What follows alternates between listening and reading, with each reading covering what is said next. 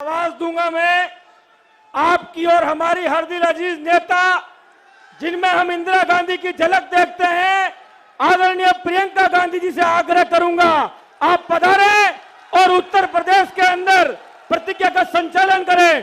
प्रियंका गांधी, प्रियंका गांधी। आदरणीय भूपेश बघेल जी, श्री अजय लल्लू जी, श्रीमती आराधना मिश्रा जी, नसीमुद्दीन सिद्दीकी जी, श्री गजराज सिंह जी, श्री संजय कपूर जी, श्री इमरान प्रतापगढ़ी जी, श्री नरेश सैनी जी, श्री मसूद अख्तर जी, श्री फूल कुमार जी, श्री दीपक कुमार जी, प्रवीण अरुण जी, श्रीमती सुप्रिया अरुण जी, ओमवती देवी जी, श्रीमती इंदिरा भाटी जी, श्री जितेंद्र बघेल जी, श्री धीरज गुर्जर जी और श्री तौकीर आलम जी और यहाँ उपस्थित सभी नेतागण, पार्टी के कार्यकर्ता, पार्टी के पदाधिकारी, सभी सचिव, आप सबको मेरे ससुराल में बहुत बहुत स्वागत। और ससुराल वालों, आपसे माफी चाहती हूँ, बहुत दिनों बाद आई हूँ। माफ हूं कि नहीं? आपके शहर ने मेरे परिवार को संरक्षण दिया, उनको खड़ा किया।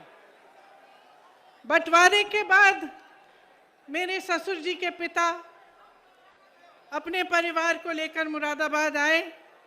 यहीं से उन्होंने अपना कारोबार शुरू किया। यहाँ के हुनर, यहाँ के लोगों की मदद से, उनकी अपनी मेहनत से उन्होंने अपना जीवन बनाया, अपने बच्चों का भविष्य बनाया। आज मुझे यहाँ आकर बहुत गर्व हो रहा है और मैं आप सबको भी यहाँ इस सभा में आप सबकी भी स्वागत करना चाहती हूँ। मुरादाबाद देश विदेश में पीतल नगरी के नाम जाना जाता है। मुझे याद है, शादी के वक्त एक खुशहाल शहर था, समृद्ध था, तेजी से आगे बढ़ रहा था। यहाँ उस समय हवाई अड्डे बनने की भी बात होती थी और शहर को विकसित करने की बहुत बातें होती थी। उस समय ये सब हो क्यों पाया? क्योंकि आपके हुनर के साथ साथ, व्यापारियों के मेहनत के साथ साथ, मजदूरों के मेहनत के साथ साथ आपको के पास एक ऐसी सरकार थी जिसने आपका समर्थन किया, जिसने आपको आगे बढ़ने के लिए, आपको विकसित बनाने के लिए मदद किया। मुझे याद है उस समय एक्सपोर्ट प्रमोशन काउंसिल हैंडीक्राफ्ट के लिए बनी। एक्सपोर्टरों को ड्रॉबैक मिलते थे, ब्याज की सब्सिडी मिलती थी। राजीव गांधी जी, मेरे पिताजी ने कारोबारियों के लोन भी माफ़ किए, टैक्स में भी मदद होती थी। उस तरह से यहाँ का कारोबार बहुत बड़ा, आपका ये शहर फूला फला आगे बढ़ा। आज स्थिति क्या है? आज हालात क्या हैं? जहाँ 8,000 करोड़ रुपए का कारोबार होता था, निर्यात होता था यहाँ से, आज 2,000 करोड़ घट गया है। सिर्फ पिछले 5-6 सालों में 3 लाख कारीगरों की रोजी रोटी खत्म हो चुकी है। भाजपा की नीतियों ने कारोबार, आपके भविष्य को बर्बाद किया है। सबसे पहले तो नोटबंदी लागू की, इससे आपको बहुत संकट हुआ। आपको बताया गया कि देश के लिए ये काम हो रहा है कि काला धन वापस आएगा। कोई काला धन वापस नहीं आया। आप सबको अच्छी तरह मालूम है कि क्या हुआ। उसी तरह से जीएसटी लागू की गई, जिससे आपकी कमर तोड़ी गई। निर्यातकों का ड्रॉबैक खत्म किया गया, ब्याज पर सब्सिडी नहीं मिलती। कारीगरों को दिहाड़ी की दिहाड़ी आधी हुई। कारोबारों में मंदी हुई, बिजली महंगी हुई, डीजल महंगा हुआ, कच्चा माल महंगा हुआ। उधर चीन तेजी से आगे बढ़ रहा था। जिस तरह से उन्होंने एक एक हुनर को लेके पूरे शहर में इंफ्रास्ट्रक्चर बनाया, उस तरह से हमें यहाँ पे भी बनाना चाहिए था। यहाँ पे सारी और सारी सुविधाएं उपलब्ध होनी चाहिए थी। यहाँ का इंफ्रास्ट्रक्चर मजबूत करना चाहिए था। यहाँ पे पूरी तरह से मदद करनी चाहिए थी ताकि आपका शहर भी विकसित हो पाए। ये सब नहीं हुआ। आपने पीतल नगरी बनाई, उद्योग नगरी बनाई, अपने हाथों से, अपने खून, अपने पसीने से बनाई। ये सरकार सिर्फ अंधेर नगरी बनाती है और अंधेर नगरी का चौपट राजा है। व्यापार आज पूरे प्रदेश में चौपट है, युवाओं का भविष्य चौपट है, खेती किसानी चौपट है, महंगाई से घर का बजट चौपट है। आपने देखा होगा 27 नवंबर को यूपी टेट की परीक्षा हुई। 22 लाख युवाओं ने मेहनत की, 2 सालों के लिए काम किया। क्या हुआ? पेपर आउट हो गया, परीक्षा रद्द की गई, भर्ती फिर से लटक गई। फिर से क्यों कह रही हूं? क्योंकि इस तरह से तमाम भर्तियां हैं। मैं ऐसे लोगों से बात कर चुकी हूं, ऐसे युवाओं से बात कर चुकी हूं जो 6 सालों से नियुक्तियों का इंतजार कर रहे हैं, जिन्होंने 4-5 परीक्षाएं दे दी हैं, लेकिन आज तक उनको रोजगार नहीं मिला। यहाँ पेपर आउट हुआ, नई बात नहीं थी। 12 परीक्षाओं में इस तरह से हुआ है। 10 लाख से अधिक सरकारी पद खाली पड़े हैं, लेकिन युवाओं को रोजगार नहीं मिल रहा। योगी आदित्यनाथ जी बयान देते हैं कि उत्तर प्रदेश में नौकरियां बहुत हैं, नौकरी योग्य युवा कम है।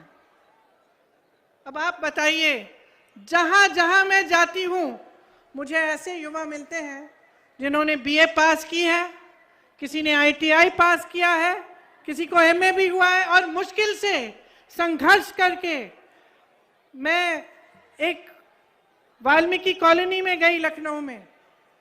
वहां मैं एक महिला से मिली, उसने मुझे कहा कि मैं संघर्ष करके घरों में काम कर करके 4-5 हजार रुपए का वेतन लेके मैंने अपनी बेटी को पढ़ाया।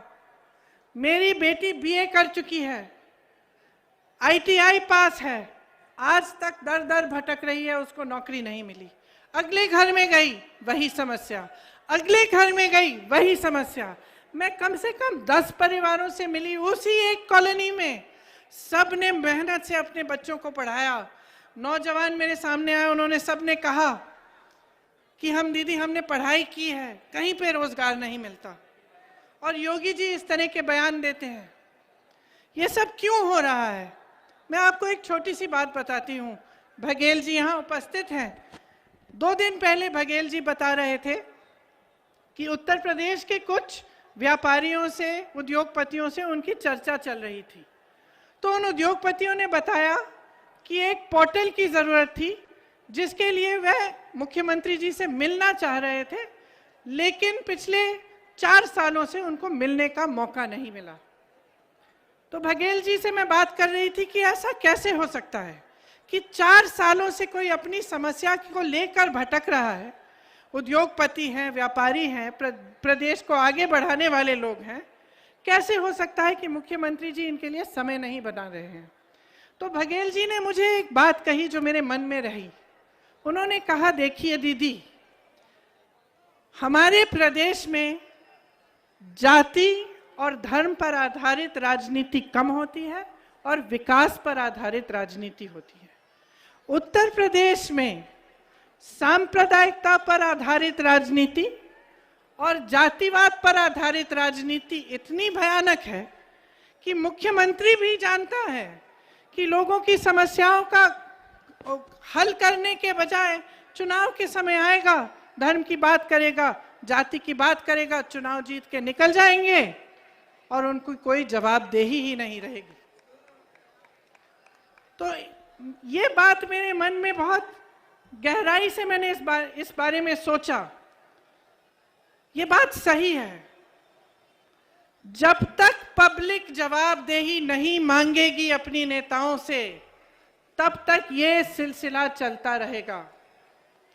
जब तक वोट विकास के आधार पर नहीं डलेगा, जब तक आप ये सवाल नहीं करेंगे कि मेरे गांव में, मेरे लिए, मेरे शहर में आपने 5 सालों में क्या किया, जब तक ये सवाल सबसे महत्वपूर्ण नहीं होगा, तब तक इसी तरह की राजनीति में आप फंसे रहेंगे, माफियाओं के दलदल में फंसे रहेंगे। मुझे आश्चर्य हुआ मैं जब यूपी आई, जमीन की माफिया, नदी की माफिया, बालू की माफिया, पढ़ाई की माफिया, इम्तिहानों की माफिया, जहां देखो माफिया ही माफिया। मुझे तो आश्चर्य है कि सांस पे कोई माफिया नहीं है कि आप सांस ले रहे हैं और आपसे हफ्ता लिया जाए। ये हालात है आपके प्रदेश के। ये हालात आप बदलोगे कैसे? मुझे बहुत बड़ी शिकायत है आपसे। जब तक आप इस तरह की राजनीति के घेरे में फंसे रहेंगे, तब तक कोई बदलाव नहीं आने वाला है। नेता के बाद नेता यहां मंच पर खड़े होकर फिजूल की बातें करेगा, आपको तरह तरह के वचन देगा, लेकिन उसको दिल में मालूम होगा कि उसकी कोई जवाबदेही नहीं है। इसीलिए सबसे बड़ी जिम्मेदारी आपकी है। आप नेताओं को जिम्मेदार बनाओ, सिखाओ उनको कि ऐसा नहीं चलेगा। मंच पर आकर खोखले वचन बनाए, 5 सालों के लिए आप कुछ नहीं करें, ये नहीं चलेगा। इसीलिए कांग्रेस पार्टी इस चुनाव को सिर्फ और सिर्फ विकास के आधार पर लड़ना चाहती है। हमने प्रतिज्ञाएं ली हैं। क्या प्रतिज्ञा ली है? कि हम 20 लाख रोजगार दिलवाएंगे, हर जिले में हम उद्योगों के हब लगवाएंगे। ये प्रतिज्ञा इसलिए है क्योंकि खोखला वचन नहीं है। आपको मुख्यमंत्री जी ने कहा कि किस तरह से उन्होंने वचन दिया और 2 घंटे के अंदर अंदर कर्ज माफ किए। उन्होंने आपको बताया कि किस तरह से छत्तीसगढ़ में आज कांग्रेस की सरकार 2500 रुपए क्विंटल धान खरीद रही है। तो ये कोई कल्पना नहीं है, ये सच्चाई है। अगर हम कह रहे हैं, हम करके भी दिखाएंगे। देखिए, किसानों ने जो आंदोलन किया, इससे एक बहुत बड़ी बात आगे आई है कि जब आप मन बना लेते हैं, जब आप अटल रहते हैं, आप अडिग बन जाते हैं, तो सरकार को झुकना पड़ता है। सरकारों ने, किसानों ने त्याग दिया। 700 से अधिक किसान शहीद हुए। उन 700 शहीदों के लिए प्रधानमंत्री जी 2 मिनट के लिए भी संसद में मौन नहीं रहे। 2 मिनट का मौन नहीं किया। संसद में चर्चा भी नहीं की उन कानूनों पर, जिन कानूनों को रद्द करने जा रहे थे। लखीमपुर के खेरी में नरसिंहार हुआ। किसानों को अपनी जीप के पहियों के तले एक मंत्री के बेटे ने कुचल कर मार डाला। प्रधानमंत्री जी ने एक लफ्ज नहीं कहा, योगी आदित्यनाथ जी ने एक लफ्ज नहीं कहा, बल्कि कुछ दिनों पहले लखनऊ आए, उनके साथ मंच पर वही मंत्री खड़े थे, आज भी मंत्री हैं, उनको बर्खास्त क्यों नहीं किया? अगर उन्होंने उन परिवारों से बात करने की कष्ट की होती जिनके बच्चे शहीद हुए, उन विधवाओं से जिनके पति शहीद हुए, तो उनको पता चलता कि वो परिवार क्या महसूस कर रहे हैं, किस संकट से गुजर रहे हैं। और उनकी एक ही गुहार है कि जब तक ये मंत्री पद पर रहेंगे, तब तक हमें न्याय नहीं मिलेगा, हमें सिर्फ न्याय चाहिए। मैं ऐसे परिवारों के पास गई हूं जिनके पास कुछ नहीं है।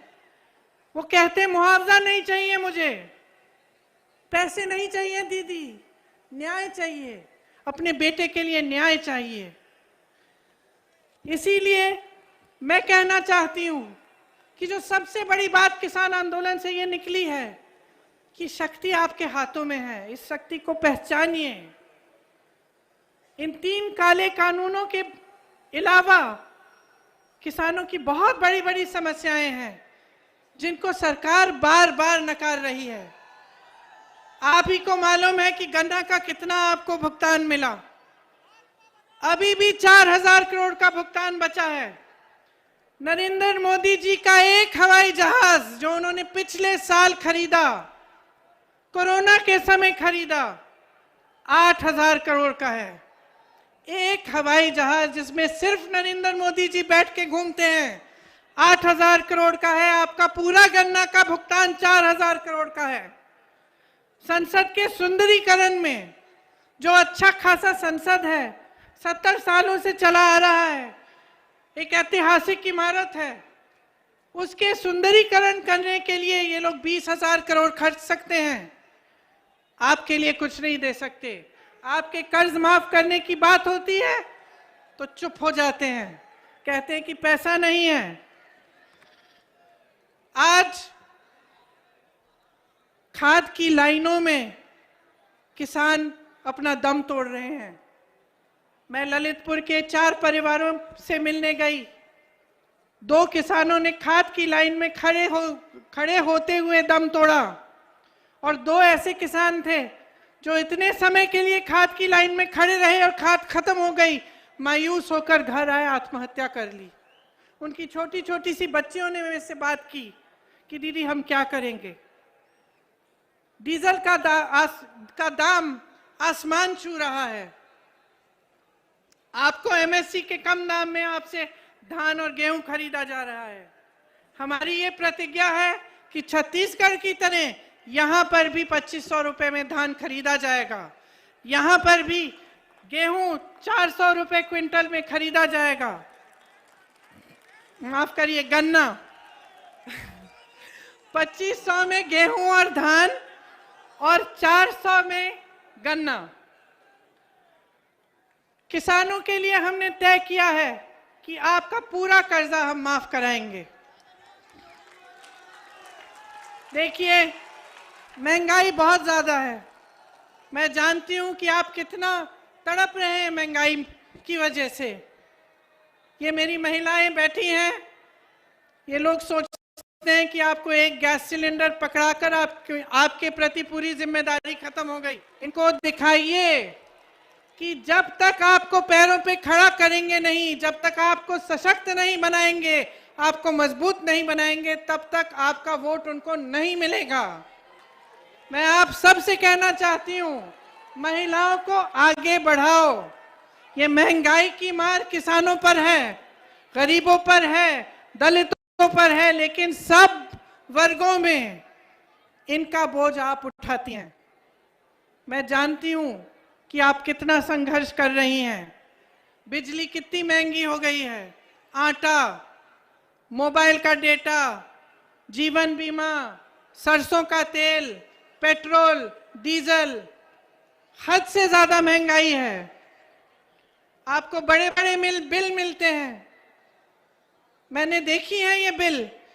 महिलाएं मुझे कहती हैं कि हमने तो बिजली ऑन ही नहीं की, हमने चला, यहाँ बिजली आई ही नहीं, फिर भी हमें इतनी बड़ी बिल मिल रही है। आप सब यहाँ पर, ये एक ऐसा शहर है जहाँ उद्योग है। आप सब जानते हैं कि बिजली का कमर्शियल रेट कितना है और इसकी वजह से कितना नुकसान हो रहा है।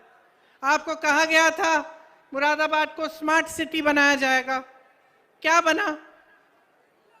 केवल एक ही चीज स्मार्ट है, स्मार्ट मीटर और स्मार्ट लूट।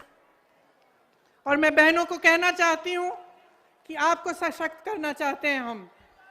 मैं आपके साथ खड़ी हूं, मैं आपको आगे बढ़ाना चाहती हूं। 40%, मैं कह रही हूं कि 40% टिकट महिलाओं को मिलने चाहिए। क्यों कह रही हूं? मैं अपनी बहनों के घर जाती हूं, यहां पर बलात्कार होते हैं, महिलाओं का शोषण होता है, महिलाओं को कुचला जा रहा है और कोई कुछ नहीं कह रहा है, कोई आवाज नहीं उठा रहा है। कोई आपको आगे बढ़ाने की बात नहीं कर रहा है। सब विज्ञापनों में है, सब सिर्फ विज्ञापनों में है। असली सवाल यह है कि आपकी भागीदारी राजनीति में क्या है? आपके लिए लड़ने वाली महिला कैसे आगे बढ़ेगी? तो 40% आप जब टिकट लेंगे कांग्रेस से, ठीक है, हो सकता है पहली बार थोड़ी आप में से कुछ हो जो जीते, हो सकता है कि कुछ ना जीते, कोई बात नहीं, सशक्त बनेंगी, अगली बार जीतेंगी, अगली बार फिर से मौका मिलेगा और ज्यादा मौका मिलेगा। यहां नौजवान लड़कियां हैं, आप सहना नहीं चाहती, सच बताओ, सहना चाहती हो कि लड़ना चाहती हो? अपने हकों के लिए लड़ना चाहती हो या अत्याचार सहना चाहती हो? लड़ना चाहती हो ना? ये स्कूटी किसके लिए है? स्मार्टफोन किसके लिए है? आपको मिलेगा। आप महिलाओं को सशक्त बनाओ। ये जितनी भी राजनीति है, ये जितनी भी जातिवाद पर आधारित ये सांप्रदायिक राजनीति सब खत्म हो जाएगी। आप खड़ी हो जाएंगी तो आपकी शक्ति को कोई पहचान नहीं रहा है। 50% आबादी है, 50% बहुत बड़ा आंकड़ा होता है। सशक्त बनो, अपने हक के लिए खुद लड़ो। कोई नहीं आएगा तुम्हारे लिए लड़ने के लिए, तुम खुद लड़ोगी और मैं तुम्हारे साथ खड़ी हूं।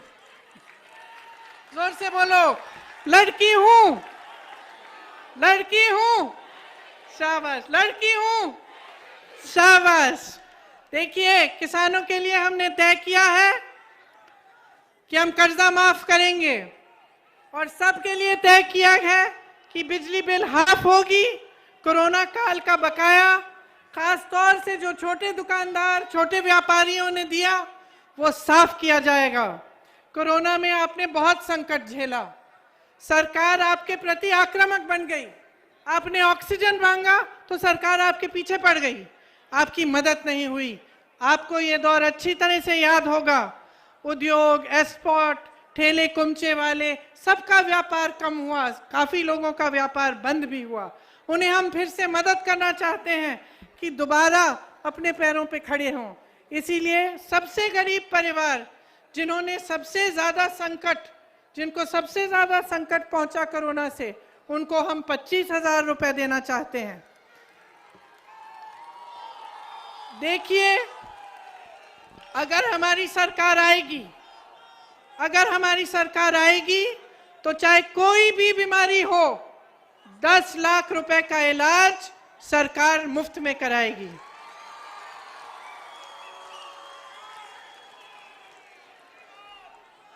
वृद्धा और विधवा पेंशन 1,000 रुपए देंगे और जितनी भी नई सरकारी नौकरियां हैं उसमें पहले से जो आरक्षण है उनके तहत ही 40% आरक्षण महिलाओं को मिलेगा।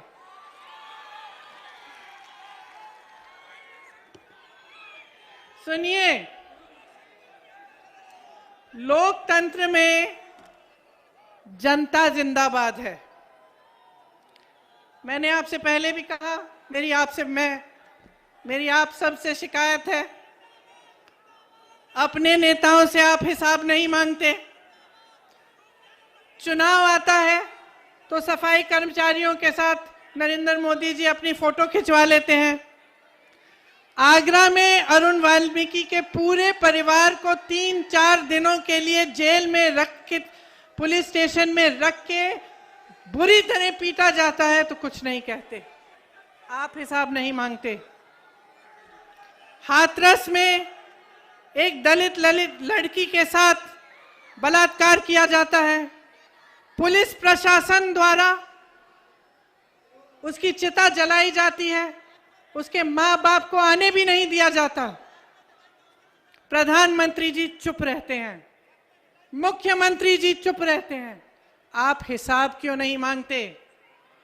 किसानों का रोज रोज अपमान किया, तरह तरह की चीजें कही, देशद्रोही, आंदोलन जीवी, भगवान जाने क्या क्या कहा। चुनाव आ रहा है ना, चुनाव आ रहा है ना, अब क्या कह रहे हैं? मुझे माफ करिए, क्यों माफ कर रहे हैं आप? क्यों माफ कर रहे हैं? हिसाब मांगिए। कोरोना काल में लापरवाही हुई, किसने भुगता? किसके परिवार उजड़े? आपने हिसाब मांगा? हिसाब मांगो। आपको अगर डिलीवरी चाहिए, आगे बढ़ना चाहते हैं आप, राजनीतिक दलों और उनके नेताओं से अपना रिश्ता बदलो, उनकी असलियत पहचानो, उन्हें अपने प्रति जवाबदेह बनाओ, उनसे हिसाब मांगो।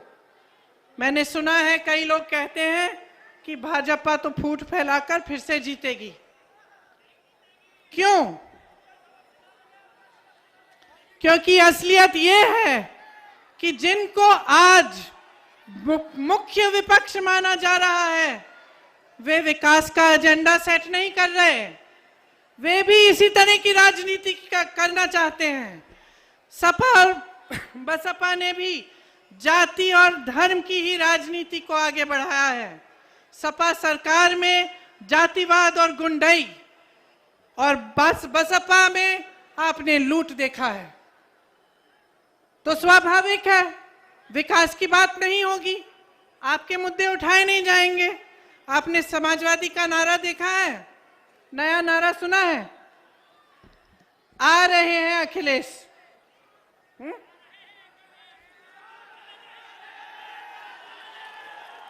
मैं पूछना चाहती हूं, सीए और एनआरसी के कानून बने,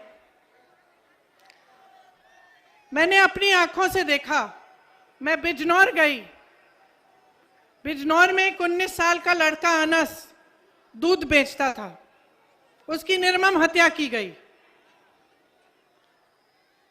दूसरे घर में गई, एक लड़का सुलेमान मस्जिद के बाहर खड़ा था, पुलिस ने गोली मारी, उसकी हत्या कर ली, कोई कार्रवाई नहीं हुई।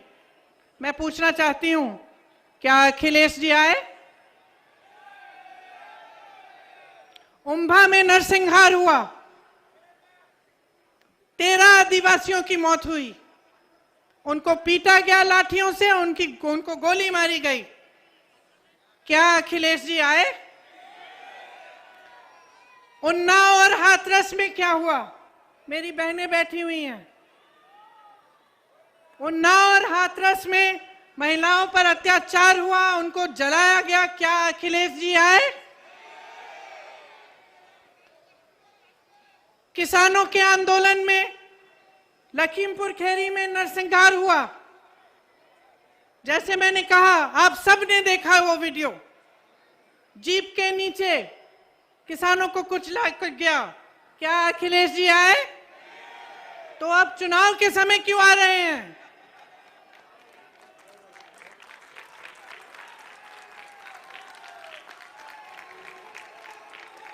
चुनाव के समय उनकी पार्टी और वो अचानक जीवित क्यों हो रहे हैं?